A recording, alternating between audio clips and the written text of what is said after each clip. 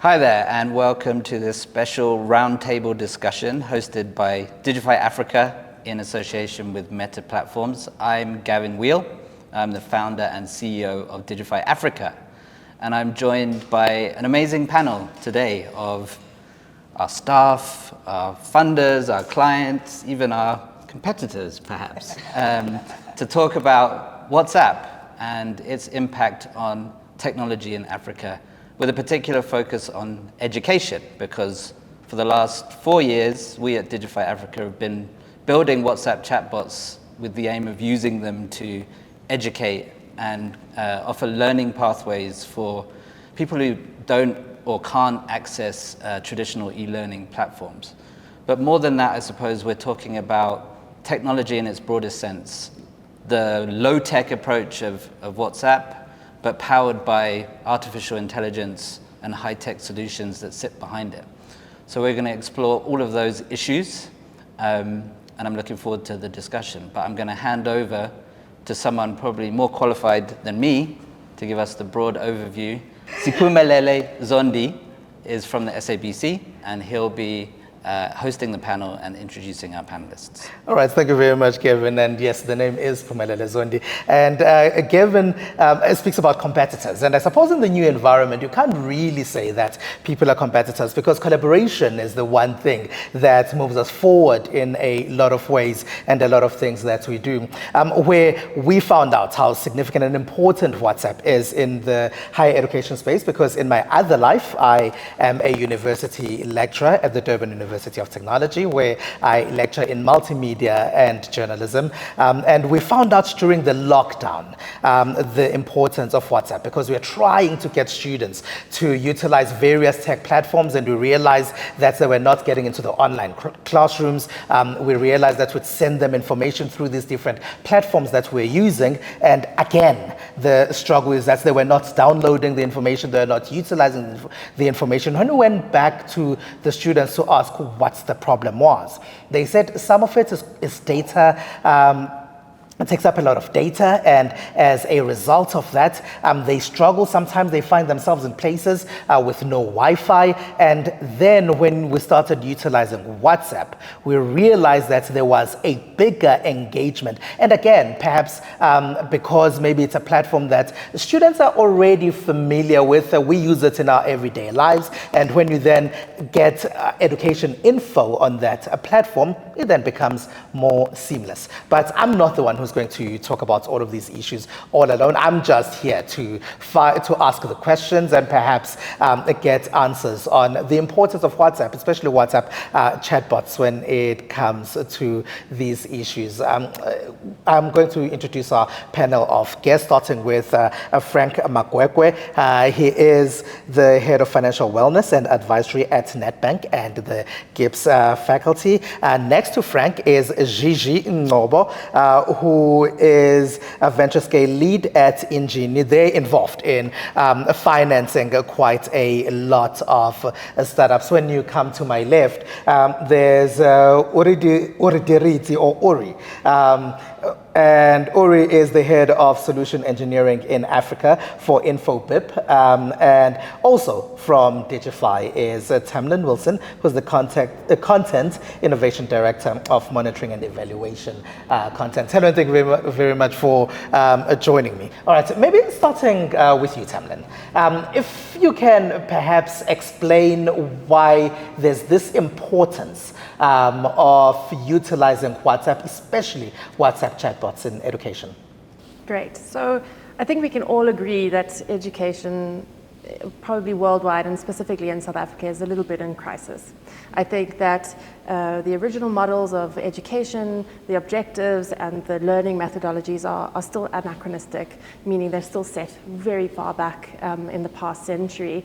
And we can see with the latest challenges and problems that our youth specifically are facing, the current education system is just not meeting that anymore. So when it comes to learning on WhatsApp, and in fact just learning in general, these disruptive technologies and disruptive learning methods are now becoming a really important way to start fixing these gaps and finding these ways that we can meet the youth and meet the challenges that are arising in today's society. And what I find interesting about learning on WhatsApp, or with micro-learning experiences specifically, is that it engages a non-linear form of learning. Because I think that's something we all need to understand, is that learning is not linear at all. And that's actually quite an old school way of thinking. Learning can happen in all kinds of ways and progressions. And in order to help us leapfrog and to really advance and help learners learn quickly, we need to apply a sort of non-linear thinking. And WhatsApp, and particularly what we were doing with Meta in terms of trying to teach digital safety, online digital safety, we were able to generate a learning experience that really kind of sped up the process on how students were learning, and it gave them a greater experience on how they were learning. And I think this is something that the future of education particularly needs to focus on, is the time and the amount that you can consume in a small space of time. And this is what WhatsApp really does allow us to do. It gives us a really tailored, agile, accessible way to learn. And added to that, I think also what's quite interesting is that it allows for metacognitive experience of learning as well. Because sometimes as educators, we sometimes think that learners are just empty vessels in which to be filled, but actually all learners, and especially the youth and what we have now, they already come with a lot of knowledge. And with these WhatsApp experiences, learning how to tailor the content helps them actually guide what they already know and shape what they already know, so that they can apply it innovatively within their spaces. Gavin, the work that you've been doing at Digify, you moved into the other tech skills before a lot of other organizations and people moved to those other tech skills. Because if, for example, a decade and a half ago, you mentioned tech to a lot of people, they would run a mile because they thought it was something that was very difficult to do. Why did you decide that you needed to move to these other tech skills that also involve the utilization of platforms such as WhatsApp in what you do? So really we were following the demand for skills in the job market. Our roots were actually in training young people to go into the media industry. So we started out training around content and journalism and design and things like that. But over the years, what we realized is that those young people who were getting trained in digital marketing or social media had much higher value in the job market, especially 10 years ago, because not so many people knew how to do those jobs. And there was a huge demand for even junior level talent who had digital skills. And so the core mission of Digify has evolved towards demand-driven digital skills that can help young people create employment for themselves. But where the WhatsApp angle came in was actually in how we deliver those skills, because a lot of our programs were traditional classroom, face-to-face, or more recently maybe online, virtual seminars or workshops. And we wanted an e-learning platform for our users who traditionally were young people who didn't perhaps have much data access, had low-end smartphones, and therefore the vast majority of e-learning platforms were completely inaccessible to them. And e-learning and EdTech is a big industry on the African continent, but we feel like a lot of energy and budget is put into solutions which don't reach the users who really need the education. And WhatsApp seemed like something that was just staring us in the face, because it's on most people's phones, most people know how to use it, And there's actually a lot you can do with it if you're creative and sort of forward-thinking in your approach. You mentioned issues with EdTech, right? You say EdTech is one of the biggest industries right now today in Africa, but it's not being done properly. Maybe if you can give us examples about what isn't being done right that has perhaps led you to the utilization of the platforms that you use. Well, I'd say a lot is being done right. I mean, there's brilliant EdTech, especially in South Africa. You know, when we travel, we often see that South African companies are innovating way beyond the rest of the world because of the need, because of the necessity on the ground to solve problems through technology. But I think that some EdTech, and maybe it's more about that gets imported from Europe or America, is not designed with, you know, African users in mind and their particular context. You know, it's designed for laptops and broadband connections, which many people don't have. So it's as simple as that. I don't think the EdTech industry is necessarily getting it wrong, but I think some people overlook the fundamental issue of access. Dr. Magwegwe, a part of the work that you do is with financial literacy. Have you found that there have been the right kind of solutions digitally when it comes to the work that you do with financial literacy? I think for us it has been a journey, and I'm pleased to say through some couple of things that happened last year, we ended up, you know, coming across Digify Africa, and I must tell you, when I come across them, I did a little dance because I was so excited. Why? Because if you look at what's happening in the financial literacy space globally and even here in South Africa, it's still predominantly, I want you to learn about managing your money by you being in front of me in a classroom, and I tell you what is a share, what is a bank account, what is an exchange traded fund, you know, what is a credit score, right? And so that on its own, it's a problem because it needs people to come out from whatever they're doing and be in a classroom and learn. So that's the first thing that, you know, presents a challenge from a learning perspective. And we've experienced that at Nedbank because as part of our obligations as a financial services provider, we have to deliver consumer financial education. So we've really, you know, struggled with that. The other thing that's so interesting around financial education that speaks to our partnership now with Digify is that there's a lot of research coming out. And I was talking to Gigi earlier and saying it's so interesting that research now confirms the most impactful financial education is just in time. What does that mean? It means I'm thinking about buying a house. You tell me about a credit score. I am going to be so interested. I'm thinking about getting a credit card. You tell me how interest rates work. My goodness, you're going to change my world, right? And so we are realizing there is no way I can, you know, kind of go out and announce, hey, those who want to buy homes, come and I'm going to teach you about interest rates.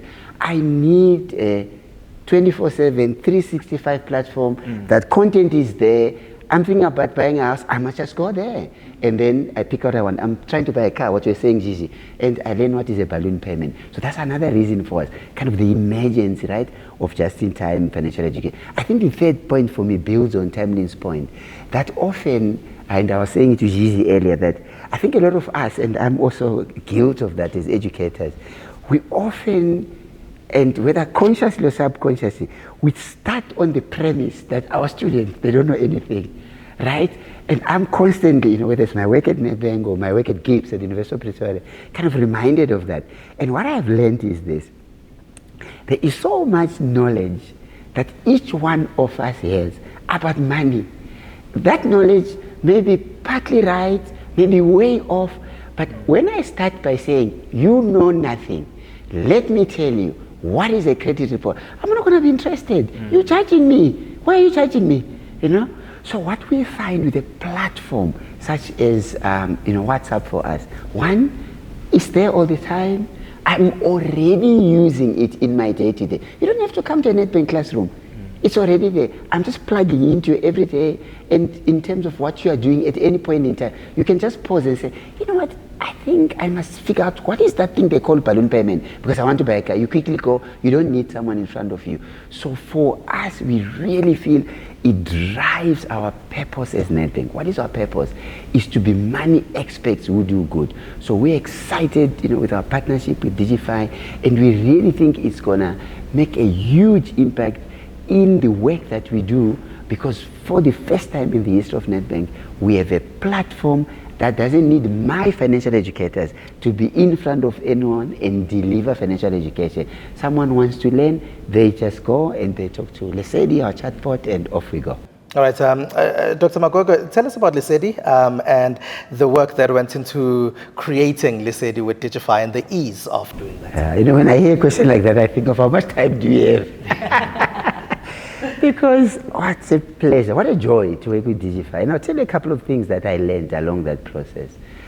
For me as an educator, I'm very particular around the end goal. So in other words, when we design curriculum, we say, what are the learning outcomes, right? And then we say, how are we going to deliver? And then we want to make sure at the end, the students, have acquired the skills. And so it was so interesting for me before we even went to talk content. Tamlyn here was talking about, but what's your learning philosophy? How do you want to deliver this content? How much students experience this financial education that the users of Lesedi will experience? So that was the first thing, right? And so for me, it was, wow, we speak the same language. That was the first thing. And then the second thing, we said, the way we deliver our work at Nedbank, we don't want to be wordy, we want real lifetime simple examples that kind of connect perhaps with already what you know, and then you say, the penny drops. This is a credit score, and so it enables you to learn. And again, we are aligned in just kind of that way of delivery. I think also another very important point for me, we kept on kind of trying to say, how do we, as Nedbank, before we even met them, just internally, kind of, can we put how we want people to learn on one page, right? Where do you start? Where do you end? Kind of like a framework of how we want people to learn about managing their finances. And so we come first or second meeting, and boom, that's exactly the Digify Africa approach. So for us, it was a meeting of minds, like we are aligned firstly, before we even talk about the content, on how we think we should deliver. So that was very important for us. Then of course I need to move to the content. How did we kind of figure out the content? For me, the journey of co-creation, right? The framework is done, but we the experts, but wait a minute, we as Nedbank are not the experts of delivering financial education via chatbot, right? And so for me, what was interesting is we're not being judged. It was, okay, we're going to hold your hand, give us the content. We need to kind of make sure we digify it. That's almost the words we're using, right? And my goodness, the content we gave, and then it comes back for us to check. It was like, goodness gracious, these guys know their stuff. So that was an important part for us. And then the third and final element for me, because when we do consumer education for Nedbank, we are guided by regulations within South Africa that says this is how you deliver it, right? And one of the key parts of that is M&E. And I tell you, and in fact, I was telling Tamlyn, she's here, I was getting a little bit irritated at the beginning. I want to give you my content. I have deadlines. I need to go live. She's saying, but what are the M&E questions? What are we going to? And I was getting quite frustrated because, I just want to run. And it was so interesting to find a partner who says, you got to build the foundation. You can't go and then say, I've taught this. Oh, by the way, oopsie, M&E is going to be on this. So the kind of, for me, was this discipline to say, start with the end goal in mind. What do we want to measure? So that when the journey of learning has ended, we can make sure we have delivered on that. So really for me, in sum, a partner who understands the role of tech in enabling individuals to learn. And all we did as Nedbank was really a teeny part. Here's our financial education content. Guys, can you partner us to make sure we deliver it to these amazing people who are on your platforms? Orediretse, Dr. Magwegwe seems excited here and really happy about the experience that you received in the end. But when you look at trends, this seems to be something that really has worked for in this particular partnership. Would you say WhatsApp is one of the new trends, especially when it comes to the user experience and the use of chatbots? Mm-hmm. So I think of WhatsApp as the platform, right? Initially we spoke about how there's the technology of EdTech that is already existing, but I think what a lot of educational institutions are picking up is that it's just the platform, and they need to have some form of omni-channel strategy where they reside wherever their end users are consuming those products. So with WhatsApp being an example, once you have it as a platform, you can start ingesting other third-party technologies like AI, having a chatbot that can create a conversational experience for the end users. But what we've also picked up is, I think it speaks to what Tamlyn was talking about, the over-engineering of the use cases. You know, the first thing that comes to mind mostly with these institutions is that they say we want to use AI, we want to use all these different technologies, but it's the how. The how is very important. So what we normally do is we have what we call a phased approach, where we first understand what are the low-hanging fruits, what are the pain points that you have, and then let's start working from there. So it starts off with a very simple chatbot, self-service. Option 1, option 2, gives you certain use cases. But once we start understanding the real pain points and problems that people are having, we start optimizing it into more of an AI chatbot that takes advantage of the information of that specific domain. So if it's education and I'm a student and I've registered for Mathematics 101, I want to understand how many chapters are we going to go through this semester for Math 101. The AI will then look at the information within the institution and go through the coursework through a term called retrieval augmented generation. So it looks at the domain specific data, it retrieves it, and then it uses a large language model to be able to respond and say, this is what I found on the study guides, and these are the chapters that you're going to cover this coming semester. So those are the kind of use cases that that we try to work on and optimize when it comes to adding other technologies on WhatsApp, making sure that the experience is as seamless and effective as possible.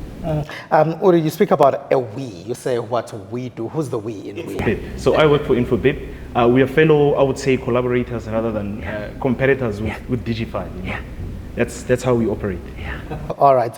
And Gigi, earlier Gavin spoke about a lot of work that's happening in the tech education space across the African continent, and he seems to be excited about the work that happens there. But it seems like a lot of startups do struggle to find funding. Would you agree with that, and why would that be if you do? So, it's a couple of things, right? Because when you're starting a company and you're thinking of fundraising, I think the default approach becomes to look for venture capital. And it's to define yourself in venture capital metrics. And when you look at a VC and how they want to make returns, they want hyperscale. They want growth at all costs. You must capture market share. You must just be guzzling more money and making sure that you're growing so that they can exit and get their money back. And so as a startup, when I work with them at Injini, because I help them with the fundraising, I see that that's the only perception they understand of money that can be made or be invested in the company. And so when it comes to that, you even see in the VC landscape that the African continent as a whole only attracts 1% of the global VC spend. So already it's hard. And then you've got fintech, which grows faster than edtech, right? So the opportunity cost becomes even harder. So then you find a lot of people struggling with that vehicle. And then what's more interesting is the opportunity of looking at other funding streams. That is grant funding, that is impact investing. Right now, there's new innovative finance that's coming into play, like social bonds that are outcome linked. There is revenue-based financing. So there's a plethora of opportunities to get money. But if you're bottled down into one sphere and one angle, you will really struggle. So diversifying your pool and making sure that if you are an edtech company and you speak to impact, there are a lot of funders who are philanthropic in nature, who will give you patient capital, who will work with you as long as you also give them the impact that they're looking for and work alongside them. There's also interesting avenues such as revenue-based financing, where you tie in your payment terms with how much revenue you're making, and so it doesn't debilitate you, and it's an easier form of cash than you taking on venture capital, right? So the notion that fundraising is hard is real, and when you're looking at the stats globally, there's been a downturn. It's really a tough market if you're in EdTech, but diversifying your streams and looking at it from multiple angles and really thinking about what's the right type of funder for me makes the journey slightly easier. But Gavin would know, he's been with me and I've been telling him do this, do that. But yeah, that's how I look at the fundraise. With the do this, do that, so there is a youngster somewhere who has probably created, is trying to use WhatsApp for whichever innovation that they have created, and there are quite many that we can think of. Where do you think that youngster should go? Where should they start? Honestly, I know I help companies fundraise, but the best form of fundraising is your customer. That is where the secret sauce is, because ultimately you're trying to make sure that there's a demand for your product, right? You're trying to make sure that there's somebody at the end of the line who will pay for this. So before you even approach a grant provider, you approach a VC, you think to yourself, can I actually get a customer to pay for this, right? Whether it's advertising and that revenue becomes the revenue that I make. So if you're building a chatbot, right, it can have options where you speak to the chatbot, it pops up an ad, you still move along with the conversation. It's integrated revenue. It's not necessarily you charging the customer, but it's you finding a way to actually return money on your product. That is the first place you actually look, is the customer and what they're willing to pay for. And then once you've done that, you see that you've got a bit of revenue, and now you're thinking, we've got revenue, but we're trying to grow it and we're trying to scale it. Then I would say, and this is probably controversial, I'd say look at the government. People overlook the fact that there's a lot of funding being provided to young people using CEDA, there's the NYDA. You use those agencies because then it's about the impact that you make, it's soft returns. They're not really looking for you to pay back the money in 3 to 4 years. It's rather starting at grants and looking for more philanthropic funding. Then once you start to scale, you then think to yourself, okay, maybe if you're the EdTech space, Injini works for you. We work with the MasterCard. We give people about $1 million in terms of financing. It's equity free, it's a grant. You look for funders like that. And then when you've said, okay, I've exhausted the philanthropic side, now I'll go to people who are looking for commercial returns. But at that point, you're already speaking from such a strong point in terms of we've got customers, we've got traction, we've got a business that's operational. So if you're giving me R1, I can promise that you're going to make 2 to 3 Rand from that. So that's how I'd approach it, but always the customer first. Tamlyn, Dr. Magwegwe here speaks about how you kept on saying M&E. What about the entrepreneur who still feels that clients want to engage with humans? How do you convince them that having a chatbot and training a chatbot, and how do you then train it to engage better with the user of that particular chatbot, who essentially is the client or potential client? Yeah, it's a great question. I think the human element going forward in the world of AI and digital training is a very fascinating relationship, because what we've seen, as Frank was saying, we really are trying to put the learner at the center and tailor these experiences so that we are talking their language, and we're bringing storytelling and relevance to their life, and that's how they're learning. So in terms of the human element, there is that aspect where we really are trying to create an experience that is as tailored to their environment as possible. They will always know that they're engaging with technology. There is functionality within the WhatsApp bot to actually speak to an actual human for help. But as the learning experience, I think the humanity of it lies in how much we understand their experience and how they like to learn. So there was a response on this. So the technology behind what Tamlyn spoke about, there's aspects like sentiment analysis, right? This is the ability for the chatbot to understand the emotion of the person as it engages with. What that does is, before a human or a live person steps in, we can already start monitoring if the person is getting frustrated or not within the chatbot, and if need be, a live person can step in to say, hey, we noticed that you are stuck on step 7 or on this content.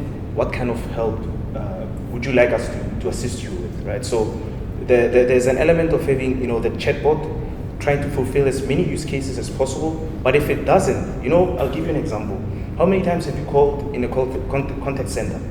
And then you have to wait for like 5 minutes, right? And then you choose all those options, and then the guy on the other side has to ask you the very same questions that the IVR asked you, and then you get frustrated, right? But now in this use case with the chatbot, you're able to step in, but stepping in as a human, as a live person, you already saw the steps within the thread, and it's much easier for you to understand and have empathy when you communicate with that person. So it still optimizes the experience. It's not that the person was failed by the chatbot. The chatbot gathered the relevant information so that by the time it goes to a live person, he knows exactly how to. I think if I may build on that, it's so interesting because that's an area where we spend a lot of time talking about, right? Because, and I was mentioning to you earlier, Gigi, that one of the challenges of helping people manage their money better is that you mustn't be seen as too preachy. It's my money, number one. Number two, don't shame me. So think of an example, right? You have a chatbot and it's got an ability to tell you what your credit score is. Yeah. And then the credit score comes at 425. And then this thing falls off laughing. Exactly. Because 425 is low. Yes. We're looking at 625 and higher. What do you think I will feel? Yes. Why are you judging me? Right? You're supposed to help me. You're supposed to show empathy. Right? You're supposed to understand where I am. So what's so interesting about the work we did, and I also didn't quite let it, I think a bit of Tamlyn's drama background helps there, right? Because she kept on saying, there are words we can use. There are words we mustn't use, yes. Right? Because something that you haven't really thought about will come up as you judging me. And what happens? I'm going to stop the journey. Why must I care at someone who finds it embarrassing that I've got a score of 425? Whereas, and your point about the human right, because we know if I'm in front of you as a human, I'm looking you in the eyes, and we've drawn your credit score, and I see 425, to me, as a financial, what do I say? I say, you remind me where I was in 19. Yeah. I was there. My goodness, my score used to be so low. And this is how I worked up my score to be higher. So that human element that you asked, and Tamlyn's answer speaks to that, to say, we need to put language that in a fun way, your point earlier, that actually say, it's so interesting, it's low, but actually it's not the end of the world. This is what we can do. In fact, I'm so excited. I'm in your corner to walk this journey with you from 425, kind to 625. So I really love Tamlyn's answer that we're not saying humans are out of the picture. Your answer as well, to say humans are not out of the picture. We need to be thinking about that journey. And when we get to that moment, what would a human do?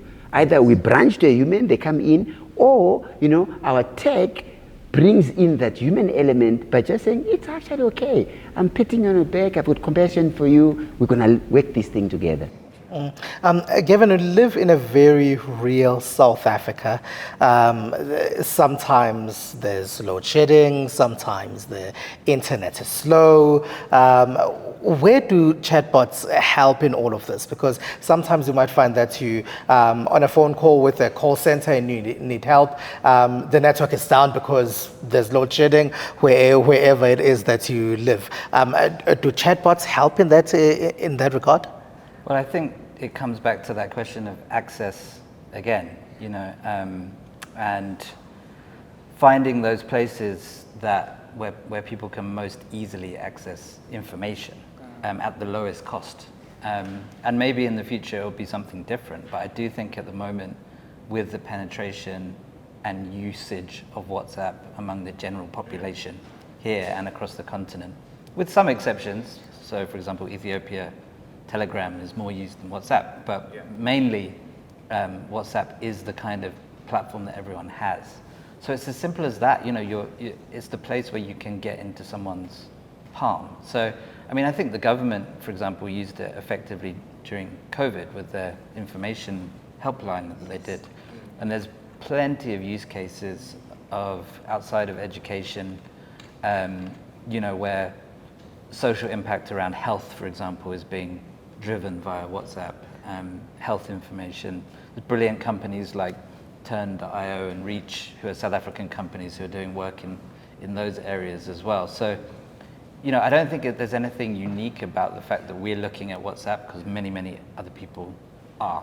But I think there's something in the execution of it that's important. And we've been talking about that from a learning perspective. You can't just plonk a load of educational content on and expect it to work. It's got to be a curated and relevant experience. And I think that applies to any other use case as well. And earlier also mentioned an issue of feature phones, because I think sometimes, especially in urban settings, people tend to forget that a significant portion of South Africa is still on feature phones. And so when these things are being developed, for example, in offices that are in spaces like Rosebank Sandton and other places, people tend to forget that there's that segment of, and it's a huge segment. Maybe if you can elaborate on the use of feature phones. So it's not necessarily going to work for everyone, the WhatsApp solution. I think you have to accept that, and hopefully sort of basic smartphone penetration will continue to rise. Again, people have done similar things with USSD technology and mix it back in the day. There's platforms like Moya that we were talking about earlier that are zero rated, that I believe are more accessible. It's not to say that WhatsApp is the solution for everyone, because there's people who can't access that. And I think, so if I just build on Gavin's data, it reminds me of also, part of why for us we thought of WhatsApp as Nedbank specifically. It's part of our research, right, tells us the following. It's common knowledge as well, that people prioritize data. And just think about yourselves. I think I've got two girls, 23 and 20. I see how much they spend on data if we've run out of our Wi-Fi bundles at home. So what has happened, and this is the genius for WhatsApp, what has happened over time, people have just said to themselves, in my budget, no maganjan, I need to have data for my WhatsApp, for my Facebook, to be on Instagram, we're talking about TikTok, right? And so what we benefit from indirectly is that the consumer who has, we agree, the phone that allows them, the smartphone that's got WhatsApp, they already have some budget in their mind about data, right? And so me as Nedbank, I'm thrilled. Why? Because I'm saying, you have budgeted for data. Wait a minute, I'm just gonna ask you to use a little bit of that data today to learn what is a credit report. Right? So it's quite interesting, and of course we want data prices to go up, penetration to be more, but I think there is this hidden benefit of people prioritizing having data, and we benefit from that by delivering financial education via, let's say on Digify, for example. Tamlyn, Gavin here speaks briefly about how the government utilized WhatsApp to send out health messaging, for example, during the COVID era. But what other industries and what are the possibilities that are there? And when a client comes to you to sit down about what they need, how do you then work with that client to say, well, we're creating this WhatsApp chatbot, this is what we're going to do, and this is what we need, and maybe also just expand on those industries? Look, I think it's absolutely open call. I think the beauty of the WhatsApp bot, as I mentioned before, is its ability to train a learner with speed and efficiency and accessibility. So if we approach a business or a business approaches us, we obviously are focusing on a piece of information or a learning a gap that they need filled in a very fast, efficient amount of time. So, I mean, for example, with Nedbank, we have our financial literacy coursework going out. With Meta, we had digital online safety. Lesedi was digital marketing. I think the most important aspect, though, around this particular WhatsApp methodology or pedagogy is that we are always pushing digital skills and your aptitude for using digital technology. But the actual content that we serve is for finance. But from a Digify perspective, I guess our value proposition is very firmly about using WhatsApp as an educational tool. So we're trying to kind of focus on being excellent at that rather than kind of building any chatbot for any purpose. So, Pooms, from an Infobip perspective, we go across multiple industries. We focus, so in the region now, we're focusing on banking, finance, and insurance, the telcos, retail, entertainment. So what we've seen is that the initial phase, a lot of these clients say, okay, we want to use WhatsApp, but they don't know how, right? They'll say we want use cases where people can buy our products on WhatsApp. Okay, do you have a payment platform? Do you have a CRM? How are you going to identify that whoever is sending a message is your client, right? How are you going to hyper-personalize the experience? I'm different in how I consume your products. If I'm a VIP client, there has to be some kind of premium experience in there. If I'm just an entry-level client or using a specific service, how do you optimize it to that? But in addition to that also, there's concerns where look at a bank. Bank has different products, right? You find that I'm already banking with a specific bank. I've got a check account. But somebody else is selling me funeral cover within the same day. Now the experience becomes cumbersome because now they're bombarding me with messages on WhatsApp, right? So what we normally do is, depending on the vertical, we'll have CX experts where we have a workshop and involve the different departments that are associated with those different products and ensure that everybody is aligned with the digital transformation strategy that they're going to implement so that the experience becomes optimized and everybody's involved. What we've also seen is you'll find that the corporate banking department is talking to Digify, but the other department is talking to Infobip, right? So how do we also work together to ensure that we optimize the experience? So that's how we normally approach it across different industries as well. And what about clients? Because it's been said that techies often worry about tech, and then they forget the user experience, they forget the person on the other side, and they worry too much about tech and the fact that it all speaks to each other. How critical is that, and how do you ensure that it speaks to the other side and you don't just worry about the back end of things? You're right about that. During COVID, I struggled a lot with creating chatbots. I just cared about whether the technology works or not, but not the experience, right? But what we've done now is, you have solution engineers, and then you have service engineers. Service engineers are there to make sure that the experience and the customer experience that's associated with that specific channel is optimized as best as possible. So the techie guy gets to focus to check if the use case is feasible on the technical side of things, and then the solution engineer together with the CX expert would then look at how do we add the human aspect of it and to ensure that the experience is as seamless as possible. Gigi, as tech evolves, things change as well. Are there processes that guide these young entrepreneurs that come to you with such platforms to be created, and they say, well, we need your money, or we need you to guide us to where we can find the money? What sort of guidance do they then go through to say, well, maybe this is where we can help in terms of how your money can be found and utilized as well? So I think when it comes to thinking of a product, right, and thinking of product growth, it's what you just referenced right now, which is the user experience. I think most people, especially techies who are in love with the product, forget the problem. And ultimately, you are selling a solution to a problem. That is your value proposition. So instead of you building, we advise you to take a step back and speak to your customer, right? When you approach a Nedbank, who do you speak to? What is the buyer behavior? How do they navigate purchasing? What are the needs that they have? Are they looking for a particular product? You start to engage with the customer, you do the research so that you identify and solidify, like, where's the problem? Is it they're using software in education and in classes that's just outdated? Does it really need an AI chatbot, or are you just creating an AI chatbot because it's a trend, right? And in that usage, right, like, how do you measure, is it working effectively? So ultimately, it comes down to understanding the customer, spending time and being intimate with that problem. And what we often, or what we're trying to evolve and do right now, is actually give our think tank, because at Injini we are an accelerator, but we've also got a think tank. And the think tank is going to be specifically focusing a lot on thinking about how do we do customer insights, how do we think about helping founders understand the problem better.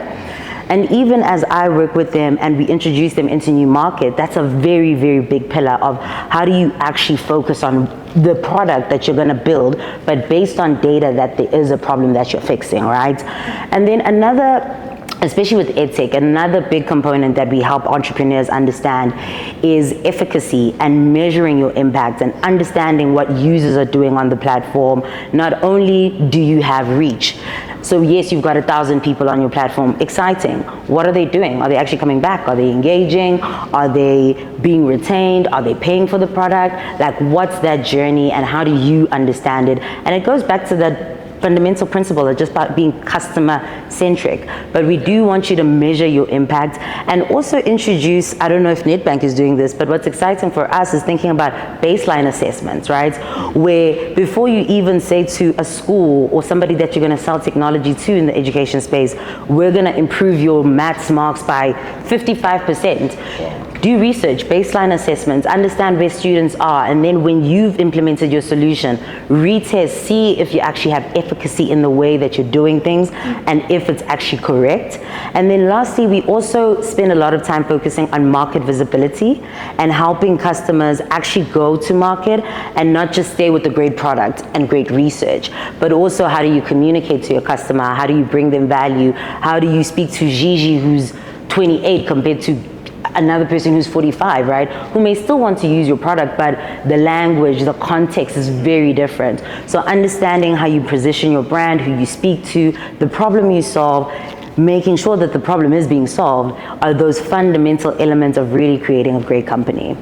I'm just giggling because I think Gigi wanted to say, how do you speak to someone like Gigi who's 28 and Dr. Max here who's 54? It's okay. You can say that, you know.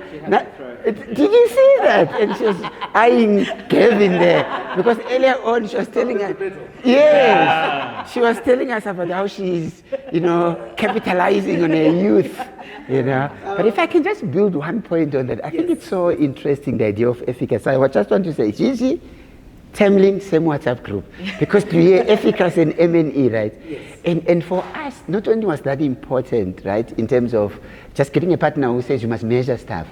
I think the other thing that I didn't mention, and Gigi triggered, my thought, is this. When we sat at Nedbank, we looked at one of our big competitors, who shall not be named, and we looked at one of their chatbots. And really spend a lot of time engaging with and just learning. And a big learning for us was this. It's not about just building a chatbot. It's about also getting users. Yes. I mean, it sounds like kind of obvious, right? And they poured millions. And they just don't have. There hasn't been traction, you know, on this chatbot. And so one of the things that we were engaging on was, do you guys have a learning community? We want to put our content with someone who has users who are learning other things, so that you tell them at the end of their learning chain, by the way, would you be interested in financial education? There it is, or the other way around. That's so important for us. And you triggered it when you said, just about building something. It's going to be used. Dr. Magwegwe, tell us about your learning community.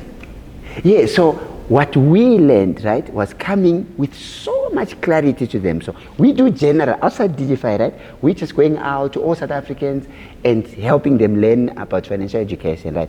When we came, in fact, it was right at the end of December, I'm thinking about holidays, and she's busy still pushing. Can you give us the profile? Who is the learner you're targeting? And I remember my first answer, do you remember? I said, young people. And she nearly fell off her chair. What do you mean, right? And so she really pushed us to say, on our platform, 18 to 25, this is the level, this is the gender, right? This is where they are across do you know that yourself as Nedbank about the person you are building this financial education content for? I had to go back to my consumer and insights team and say, guys, that lady, she's asking a lot of questions. Can we pull together all this info and give it? In the end, my goodness, it was worth it, because I can tell you hand on heart, the content that has been developed It's specifically for this learner, and it helps with uptake. We're using their language, it's stuff that they are doing day to day, and we're just saying, by the way, there's financial education. So it's important, but I must say it was a little bit of pain. I suppose, you can continue, but I also suppose it speaks to what Ori was saying in terms of like bring everybody within the organization together so they all speak the same language. Yes, Tamlyn. Yeah, I think I just wanted to round off, I suppose, what both of you were saying around just measuring. I know we've used the term impact. It's like, but it's such a huge term to try and break down and say, well, how do we measure impact? And so to really get as specific as that into your consumer and into your, your target audience, it gives you so much more to work with in terms of what exactly are we measuring. Very, very small, simple behaviors that we want to see change in. And I think that's such an amazing opportunity on WhatsApp to really try and measure those really like simple, small behaviors that account to such massive changes. Or you did speak about how even you yourself would worry too much about the tech. What was the journey of then thinking that the work you do is not just about the tech, but it's about what everybody here is speaking about? Did you market it correctly? Do you understand your client? Have you found the person you are educating? What's the user experience and everything that everyone is speaking about? How did you move yourself through that journey to say, let me worry about the tech, yes, but let me worry about these other elements as well? It's about understanding the pain points, the reason behind the technology. Right? I had to shift my mindset in understanding what is the objective behind what they're trying to do. And at that stage, we had just gone through lockdown, and obviously a lot of businesses were forced to digitally transform. Right? So that alone was just like, something that was practical to me as well. I worked from home. So I started realizing that, if we don't provide these solutions for some of these businesses, they're not gonna make it. And in having that empathy and understanding, it got me more aligned with, providing a solution versus the technology behind it. So that's how I basically changed the mindset, being more solution-based. Like Gigi said, spending time with the customer, understanding the pain points. And it also creates a sense of hyper-personalization, because the deeper you go in understanding the problem, the more you're going to create a more bespoke solution for that use case. And bespoke doesn't necessarily mean cumbersome in the technology sense. The technology is there, but you're just tweaking it through the specific modules that is required to achieve that.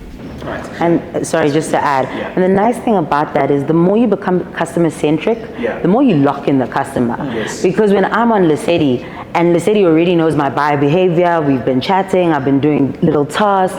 It's so hard for a different bank to then come and say, gee, now I'm going to start this whole journey again. So that personalization and that understanding of the customer makes the revenue that you get from them more long lasting and more repeatable. So it's so important. Yeah, it's like, shoot, I'll stay there because he said he already knows me. And that's so important for a measurement too, is to measure the lifelong learning journey of a learner. You really want them to keep coming back. You really want to measure that curiosity level, and that's also part of it, is this experience of learning that begs me to come back for more. As we wrap up, just to go around the room, starting maybe with you, Gavin, in terms of the learnings and the future of AI chatbots, specifically to you and the work that you do. Yeah, so we've started from a place of really designing the chatbots in a structured way. So we can kind of map out learning paths the way we want them to happen, and then integrated kind of generative AI into that structure.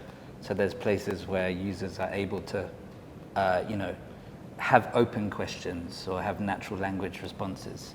So it's not some great big swerve into suddenly generative AI, delivering all the learning and being the only, interface.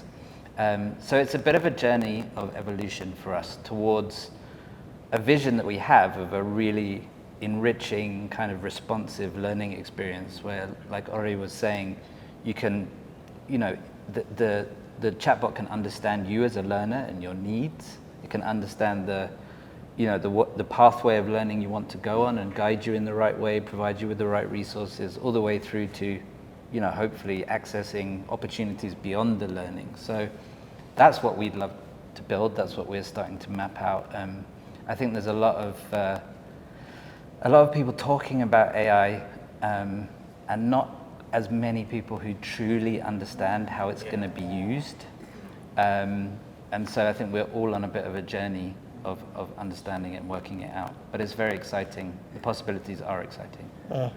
Gigi, the work you do is slightly different, but in terms of maybe to speak to what Orediretse was saying earlier, in terms of people come and they say, startups could come to you, I want a chatbot, or I'm creating a chatbot. So maybe if you can take us through that, what should they consider, and maybe the future as well.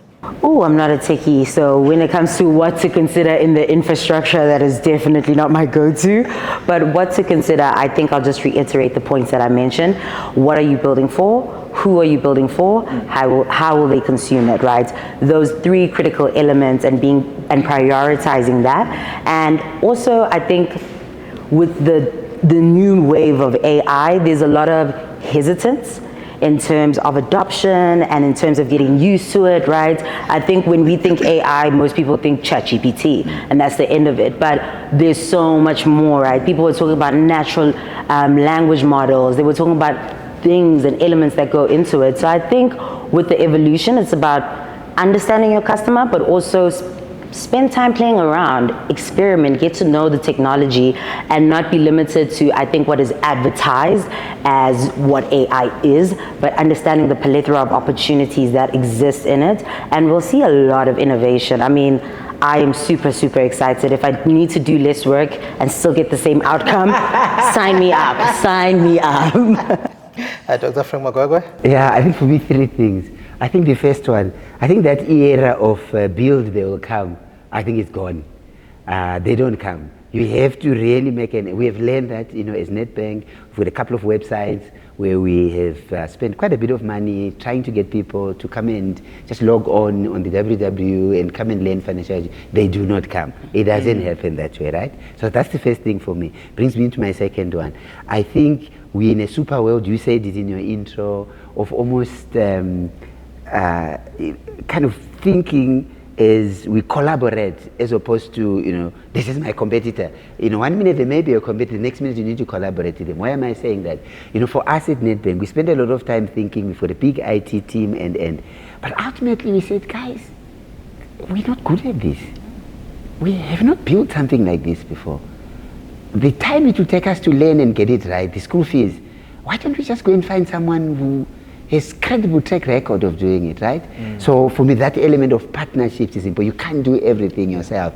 And so quite pleased that, we found Digify, as a partner.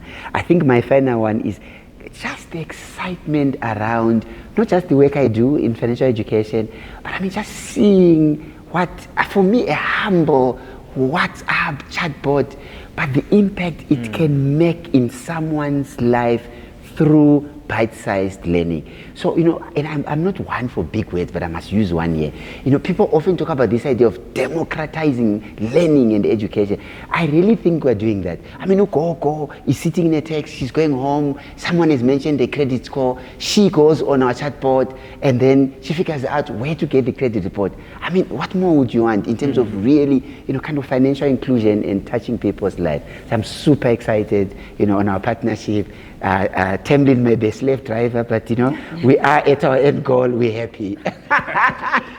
Interestingly, it was on X recently, someone posting about how WhatsApp it's only for friends and family, and I remember responding to say, those are the olden days. Exactly. We do more on WhatsApp now. It's no longer just for friends and family. Tamlyn, say as we wrap up as well, same to you, I guess, in terms of the learnings and the direction AI chatbots are taking. Yeah, I think, for me, there's sort of three main measures of success for the learner out of all of the technology that we're using, and that's curiosity, confidence, and transformation. I think those three things, if we can have those three outcomes from this very exciting way of learning, I think we've achieved a lot. Yeah. Ore? In summary, for me, I think, contrary to popular belief, I believe that AI is there to augment the way we think and optimize it. It's not there to take people's jobs. It's there to do the stuff that we might not necessarily want to do because it takes time, and then it gives us enough time for us to add our own creativity towards it, right? So people, like Gigi said, people need to start playing around with the technology, and they'll realize that it's adding value to their lives rather than it is taking away jobs or things like that. So for me, that's the takeaway. Yeah. Orediretse Molebaloa, Tamlyn Wilson, Dr. Frank Magwegwe, Gigi Ngcobo, and Gavin Weale, thank you very much for this discussion. It certainly has been an insightful discussion that's looking at AI chatbots and also the use of WhatsApp in all of that. And as we have found out that you're not just chatting to your grandmother about her old recipe that you actually want to use tonight because you miss her food. We do a lot more using AI nowadays, especially when it comes to learning quite a lot of things in order for us to better and improve our lives. So thank you very much and goodbye.